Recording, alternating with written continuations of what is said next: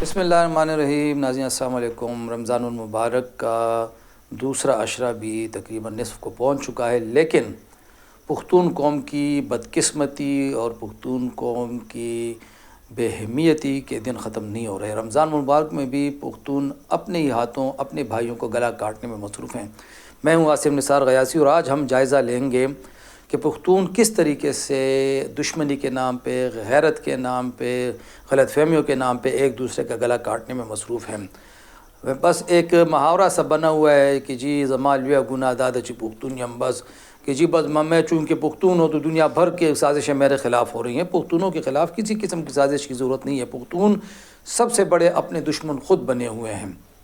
آج ہم صرف اور صرف ماہ مارچ کہ ان 15 دنوں کی بات کریں گے، یعنی رمضان المبارک کے ان 14-15 دنوں کی بات کریں گے تو حیرت ہوتی ہے، افسوس ہوتا ہے، شرم آتی ہے کہ پختون کس طریقے سے اتنی بے دلی کے ساتھ، اتنی ظلم کے ساتھ ایک دوسرے کو مار رہے ہیں۔ چند واقعات پہلے میں آپ کو سنا دوں، اس کے بعد بات کریں گے۔ اگر ہم بات کریں 1 مارچ کی تو تہکال میں 14 سالہ نوجوان کو مارا گیا۔ 2 مارچ کو پشاور پھندو میں جنرل اسٹور میں نوجوان قتل ہوا۔ اگر ہم 3 مارچ کی بات کریں تو 2 واقعات ہوتے ہیں۔ ڈیرہ اسماعیل خان میں اراضی کے تنازع پہ 2 افراد مارے گئے۔ صوابی میں سابقہ عداوت کی بنیاد پر بھائی کے سامنے بھائی کو قتل کر دیا گیا۔ پھر آتے ہیں ہم 5 مارچ تو پشاور کے علاقے بڑبیر میں دشمنی کی بنیاد پر 2 نوجوانوں کو قتل کر دیا گیا۔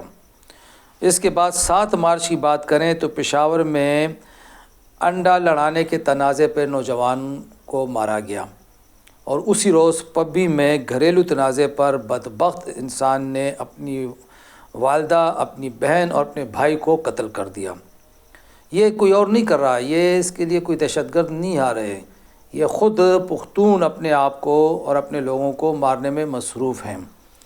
اگر ہم 8 مارچ کی بات کریں، مردان میں واقعہ ہوتا ہے، کھیتوں کو پانی دینے کا ایک تنازع اٹھتا ہے، 3 بھائیوں سمیت 4 افراد مارے جاتے ہیں۔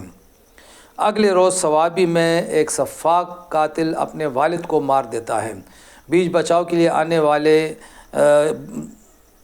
جو ہمارے سابقہ سینیٹر ہیں، ہمارے بھائی مشتاق احمد خان، ان کے بھائی کو جو بیچ بچاؤ کرانے کے لیے آیا تھا اس کو بھی مارا گیا اسی واقعے میں۔ 10 مارچ کی بات کریں تو چارسدہ میں ایک انتہائی معمولی بات پر کہ کسی دکان کے سامنے چارپائی پڑی ہوئی تھی، اس پہ تکرار ہوتی ہے اور اس تکرار نے خونی تصادم کی صورت اختیار کر لی۔ 5 افراد مارے گئے، 2 بھائیوں سمیت 5 افراد قتل ہوئے۔ اور اسی روز رستم میں غیرت کے نام پر سسر، بہو، پوتے کو مارا گیا۔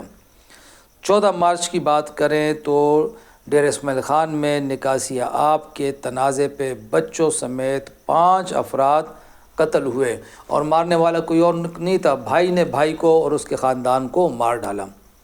یہ ہے پختون قوم کی حالت۔ اور پھر کہتے ہیں کہ جی پنجابی ہمارے خلاف سازشیں کر رہے ہیں، اور اسٹیبلشمنٹ ہمارے خلاف ہے، اور امریکہ ہمارے خلاف ہے، اور مولوی ہمارے خلاف ہے۔ پختونوں کے ہوتے ہوئے، ان کی جہالت کے ہوتے ہوئے، ان کی اگر ہم یہ کہیں کہ موجودہ حالت کے ہوتے ہوئے ان کو کسی اور دشمن کی ضرورت نہیں، یہ لوگ خود اپنے آپ کو مار رہے ہیں۔ ہمیں بحیثیت پختون سوچنا ہوگا کہ ہم کیوں دنیا بھر کو پھر گلے کرتے ہیں، دنیا بھر سے شکوے کرتے ہیں، ایجنسیوں کو الزام دیتے ہیں، غیر ملکی قوتوں کو الزام دیتے ہیں۔ یہ ہم میں جو قباحتیں ہیں، ہم میں جو دشمنیاں ہیں، ہم میں جو عدم برداشت ہے، ہم میں جو جہالت ہے، یہ جو تربیت کی کمی ہے، اس کو کیوں دور نہیں کیا جاتا؟ ہمارا جرگہ سسٹم تباہ و برباد ہو گیا، کس نے کیا؟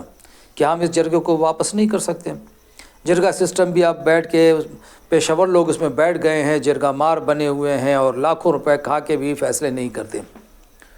پختون قوم کو اپنی اصلاح خود کرنی ہوگی۔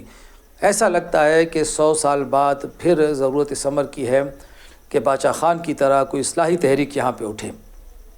پختونوں کے لیے ایک اصلاحی تحریک کا اٹھنا اب بہت ضروری ہو چکا ہے۔ 100 سال گزر گئے ہیں، کوئی اصلاحی تحریک ہمیں بڑی نظر نہیں آئی، جس کی وجہ سے موجودہ حالات میں بھی جب سائنس نے اتنی ترقی کر لی ہے، دنیا اتنی آگے بڑھ گئی ہے، لوگ چاند پہ پہنچ چکے ہیں، اور ہم اسی طریقے سے تربور ولی میں پھنسے ہوئے ہیں، کھیتوں کے تنازع میں پھنسے ہوئے ہیں۔ اب یہ کیا تنازع ہوا کہ جی مکان کے یا دکان کے سامنے چارپائی پڑی ہوئی ہے، مرغیوں پہ تنازع ہو جاتے ہیں۔ اب ایک تنازع آپ نے خود سنا کہ انڈا لڑانے پہ تنازع ہوا۔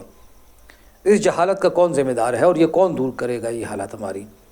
کیا باہر سے کوئی آئے گا؟ کیا اس کے لیے بھی امریکہ آ کے ہمیں کوئی این جی او کے ذریعے مدد کرے گا ہماری؟ ہم خود یہ کام کیوں نہیں کر رہے ہیں؟